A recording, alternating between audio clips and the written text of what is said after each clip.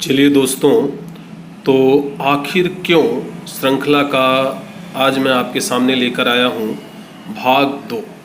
और आज का हमारा इस श्रृंखला का प्रश्न है, हिंदू स्त्रियाँ मांग में सिंदूर क्यों लगाती हैं। जी हाँ दोस्तों, आज का हमारा प्रश्न है, हिंदू स्त्रियाँ मांग में सिंदूर क्यों लगाती हैं। तो आज हम इस प्रश्न का साहित्यिक, रूढ़िवादी और वैज्ञानिक कारण जानेंगे आज के अपने इस भाग में। तो चलिए बात करते हैं इस प्रश्न के उत्तर की। तो दोस्तों, आप सभी जानते हैं कि सीमांत अर्थात मांग में सिंदूर लगाना सुहागिन स्त्रियों का सूचक है। हिंदुओं में विवाहित स्त्रियां ही सिंदूर लगाती हैं। कुंवारी कन्याओं एवं विधवा स्त्रियों के लिए सिंदूर लगाना वर्जित है। ये सारी चीज़ें आप जानते हैं, आप इनसे भली भांति परिचित हैं।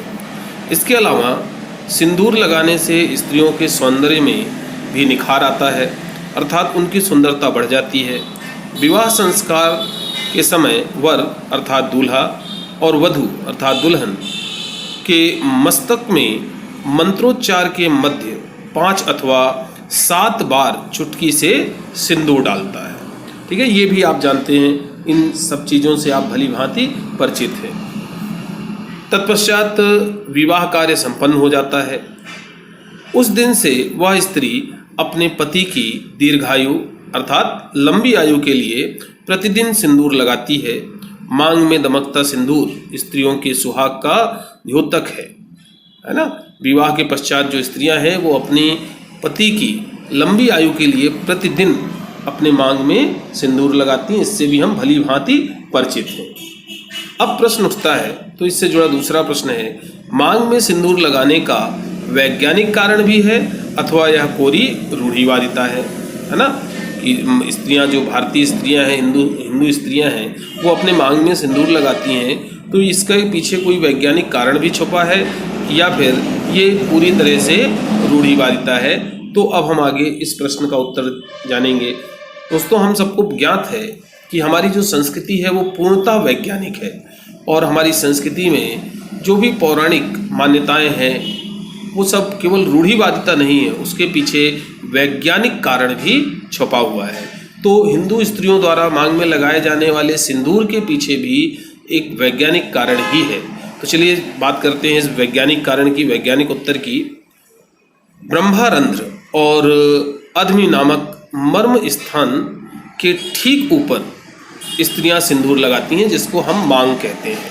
ठीक है, जिसे सामान्य भाषा में सीमांत अथवा मांग कहते हैं। पुरुषों की अपेक्षा स्त्रियों का यह भाग अपेक्षाकृत कोमल होता है। मतलब ये जो सीमांत भाग है स्त्रियों का, ये पुरुषों की अपेक्षा कोमल होता है।